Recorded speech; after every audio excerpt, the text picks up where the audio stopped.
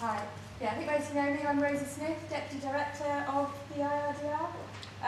I'll try and keep this reasonably brief because I know you're all kind of expiring in here right now. But yeah, just to say, so 2 years ago, as we planned for the 10th IRDR annual conference, we planned for that conference to be a celebration of a decade of the IRDR, making it a bigger event than previous years. Then COVID-19 hit and it became our first online annual conference, so not quite such the time for the big celebration. Now, 2 years on, as many of you will know, Professor Peter Salmons and Professor David Alexander will take flexible retirement, both dropping down to just 1 day a week in just a couple of months at the end of this academic year, with Peter also stepping down as Director of the IRDR. Peter has been Director of the IRDR since its launch in 2010, and it has since gone from strength to strength. David joined in 2012 to take up the chair in risk and disaster reduction, providing much intellectual leadership in his decade in this department. As they move on, they don't entirely leave us. The IRDR is now an established, yet still vibrant and novel department at UCL. So before Joanna Walker, the new head of department, takes over in September, and as this is now our first in-person annual conference since we hit the decade milestone, I thought these closing remarks are a good opportunity to reflect briefly on our successes of the last 12 years. So, backed by Provost funding, sponsorship from AM Bedfield and partners and collaborators from across UCL's departments and faculties, the IRDR launched in 2010, just after the ash cloud eruption of AF eruption. Maybe I should have tried to say it. So it launched with a multidisciplinary report on that eruption, volcanic hazard in Iceland. That same year, the IRDR admitted its first PhD students. In 2011, we had our first annual conference, and I've held it in June every year since. So it's now our 12th annual conference.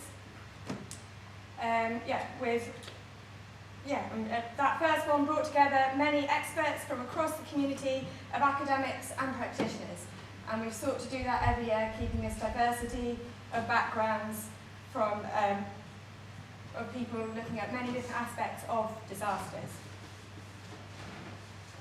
In 2011 and 2012, we began our work with Tohoku University in the aftermath of the Great East Japan earthquake, tsunami, and nuclear disaster there.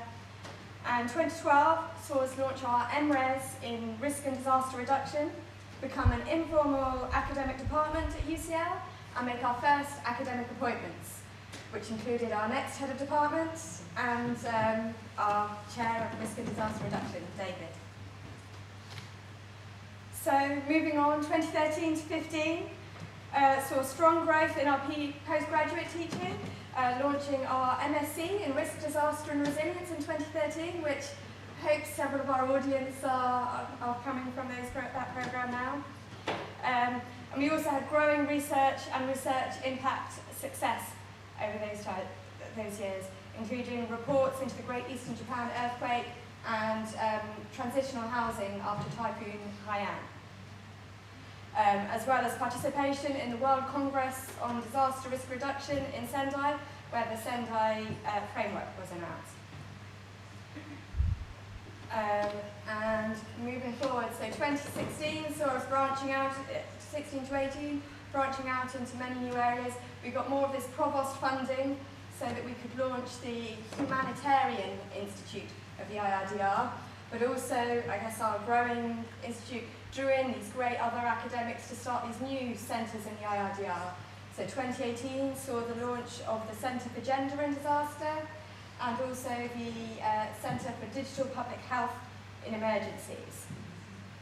And these in turn brought more engagement from UCL and beyond and more funded research projects. So getting closer to now,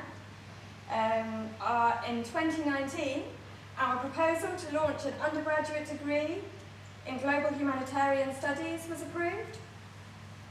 and we were major contributors to UCL Lancet Commission on Migration and Health.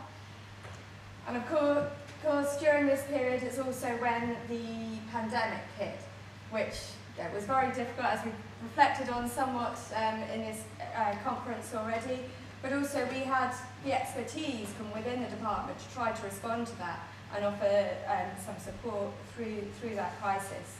Particularly David Alexander, you can see a report of his here, and offering advice through to government. In 2020, off the back of this new programme we launched, we became a full academic department of UCL. And now have in less than a year ago, in September 2021, finally admitted our first undergraduate students. So, 2022 and beyond. This year, we've continued to welcome more new academic staff, and we have more and more research grant success and research impact. We now have 21 academic and teaching staff, with another 4 on their way this year.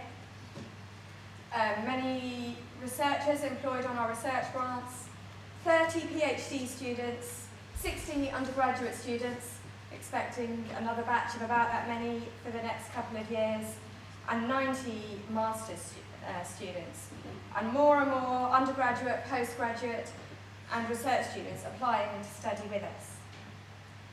So we look forward to the next phase of the IRDR with our new leadership. So I'll have a few words in a moment on the annual conference, but to finish this celebration of the last 12 years, I just want to end with saying a big thank you to Peter for all you've done to build the IRDR, from the concept that it was in 2010 to the thriving and vibrant department that it is today, and to David for the intellectual leadership that he provided since joining us in 2012.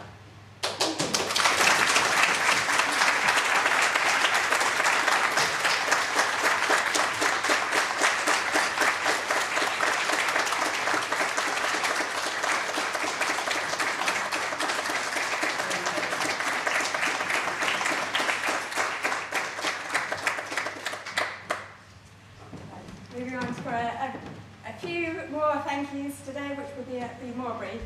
So thank you to all of our speakers and panellists today for giving us such engaging talks and dynamic discussions. It's really been a great day for us all. So thank you all for that, and of course to our conveners for finding these great speakers and putting together such an excellent programme for today. So thank you to all of you, and also to the people behind the scenes making this happen. So I don't know if Sarah's in the room this time. She's not been present when Peter said his thank yous at the beginning of the day, but for everything she's done behind the scenes to make this work before and during the event, and all of our student helpers. So that's it from me. Thank you all.